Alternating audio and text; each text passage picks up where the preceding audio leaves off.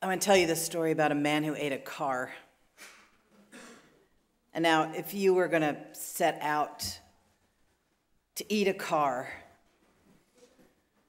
would you think about a knife and fork or a hacksaw? Would you think about hot sauce or ketchup? A nice lemonade, perhaps, with the upholstery?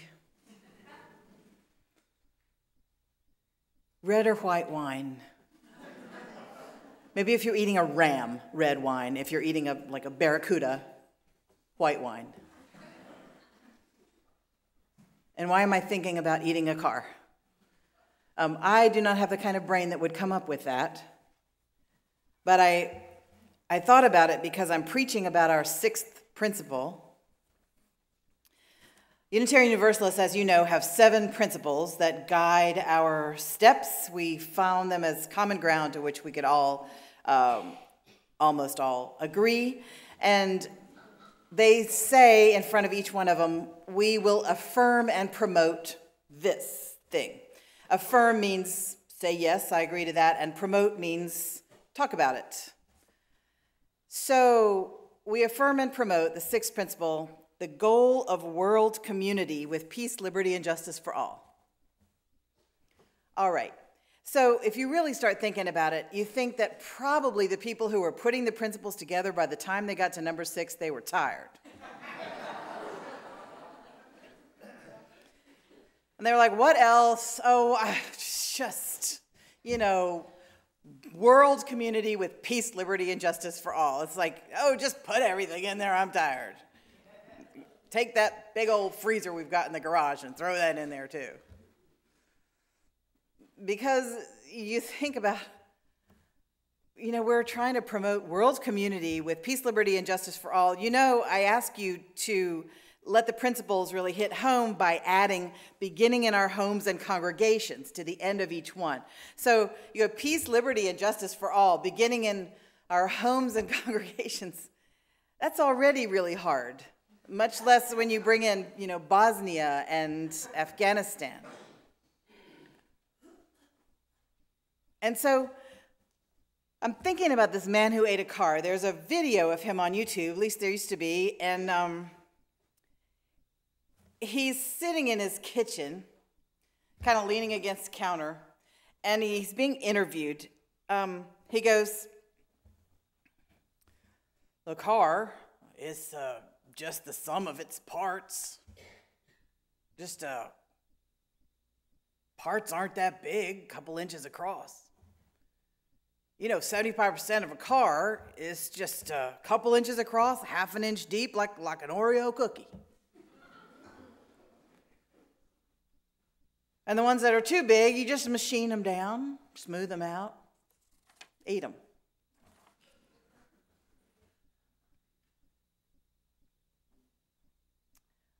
Most of us don't have the time in the course of our lifespan to do much changing of the world. Even though as Unitarian Universalists, it's part of our path. We stand in the broad stream of history and tradition of people in the Unitarian faith and the Universalist faith, people who changed the world. And one of those, Ralph Waldo Emerson, whom we claim, even though he was a Unitarian minister, he got mad and quit, which is a Unitarian tradition.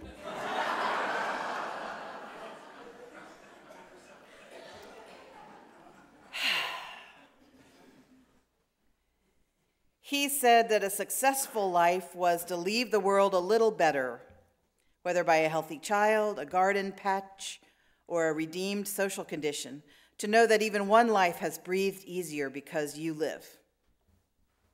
Now, I just got here about 6 months ago, but I'm beginning to know the stories of some of the people in this room, and I know that many of you have done things that make lives breathe easier because you have lived. And I can't wait to see what we're going to do in the future. Unitarians and Universalists have long thrown their energies into the project of making the world a better place. Many of them worked for the abolitionist movement in the 1800s. even though the headquarters in Boston, shamefully, was not abolitionist. Because Boston, I don't know if you know, has mostly built on slave money. But there were many Unitarians and Universalists working for abolition. Another guy in that same time, Horace Mann, organized the whole public education system. Unitarian. Universalist Clara Barton founded the Red Cross. Just a little something while she was alive. Justice Oliver Wendell Holmes, Unitarian. His liberal faith led him to a much more inclusive interpretation of the law. Thomas Starr King in California, our Berkeley Seminary is named after him. He worked tirelessly in California to protect the land rights of the Mexicans. Jane Hull founded Hull House in Chicago.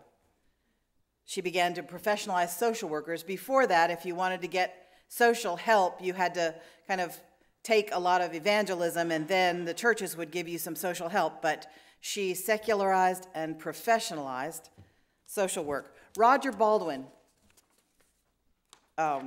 started the American Civil Liberties Union. May Sarton inspired the world with her poetry. So, beauty, art, truth, social justice, those are some ways that we can make the world a better place. Another way we can make the world a better place is by teaching in our religious education and in our homes, transferring our values of wisdom, tolerance, celebration of differences, inclusion of all voices, teaching those things to our children. We care for our grandchildren, we cook for people, we visit them when they need company. We make the world a better place by being good friends, by trying to behave correctly with one another, do the right things. And those things bring about peace, liberty, and justice for all. As difficult as that is, they take us baby steps closer to it sometimes. But this principle, it's too big, and it just kind of squats in the driveway of every Unitarian Universalist who's trying to walk the talk. And we see it out there. It doesn't really drive that well. How do we deal with it? How do we...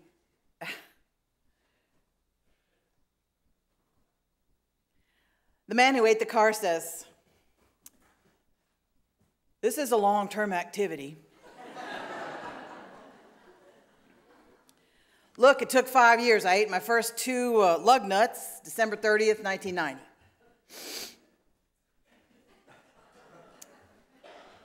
Finished the last piece of the clutch housing February 14th, 1995.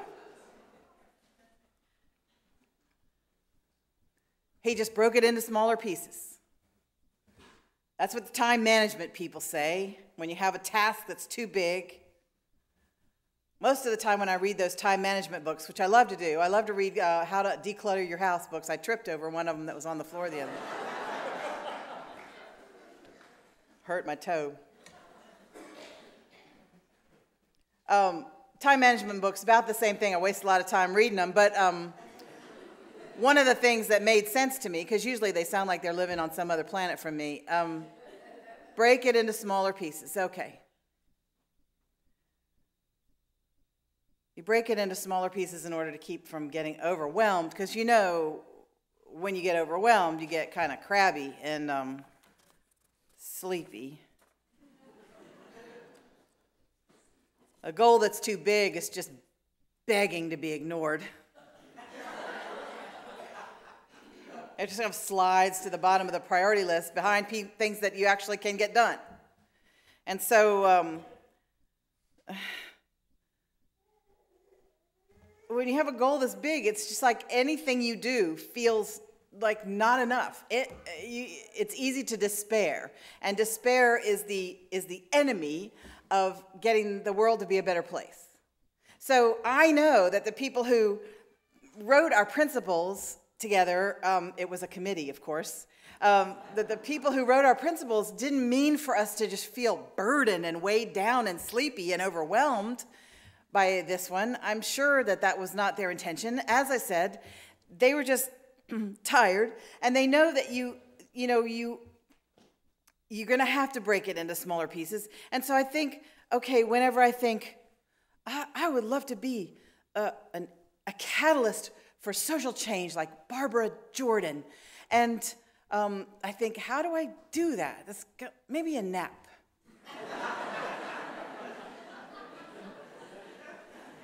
Oh no, break it into smaller pieces. I go, okay, maybe I'll just write a letter to a legislator. Maybe I'll talk to somebody I don't know at coffee hour. Whichever is harder. You think, I want to be financially set. I want to be comfortable. I want to be wealthy enough to give money away and enjoy watching what it can do for other people, like Oprah. And then I think, wait, break it smaller. Like, let's just save some money every month. Let's save money every month. Okay, I can do that. A goal should be attainable. A goal should be measurable. You know all these things. I'm just going to take something and do it, maybe once a week. I'm going to change the world. And here's the spiritual rule and kind of bad news about changing the world is that you have to start by changing yourself. Because if you can't do a little something to change yourself once a week or so, don't bother with it every day, believe me, then you'll be one of those people who's trying to change the world without being willing to change themselves, and those people are obnoxious.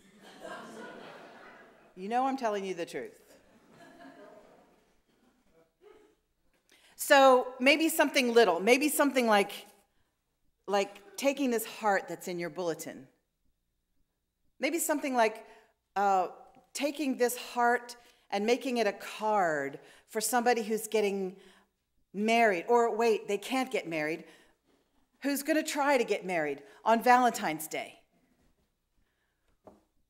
We're going to go to the office on Airport Road where you get your marriage license, and some same-sex couples are going to go in there and say, we'd like a marriage license, please. And the clerk behind the desk, because they're bound by law, they're going to say, I'm sorry, I can't give you one of those because we live in Texas where we don't have same-sex marriage yet. And a bunch of us are going to be there encouraging them. And some of us are going to be wearing our yellow Standing on the Side of Love t-shirts. Well, those of you who are wearing some of those, will you stand up so we can see what one looks like? With, yay. Thank you. We're going to be wearing our yellow, you can stand up too and just hold it up. There you go. Our yellow Standing on the Side of Love t-shirts if we want to. And we'll be giving people these cards that you're welcome to write on that are in your bulletin. Just think, what would I write to a couple who's getting married? What would I write in order to bless the love of somebody? If you don't want to come deliver them 10 o'clock Tuesday, we'll deliver them for you. Just put them on the table when you leave the room. We can do little things like that. We can do little things like, the church has left the building and shown up on Airport Road. The church has been invited to leave the building this afternoon and go to a picnic with the Occupy people. The Pecan Grove picnic area of Zilker Park. You're invited. They invited all of us to come. Bring some food. Bundle up. Have a picnic with the Occupy folks. Pecan Grove area of Zilker Park. We can do little things. Show up. One little thing by one little thing. Like you're taking a car and machining the parts down a couple inches across, half an inch high, just making world community with peace and liberty and justice for everybody, one little Oreo cookie at a time. and make it part of supper. That's how you do it. You don't have to lose your whole life. You don't have to commit all your time.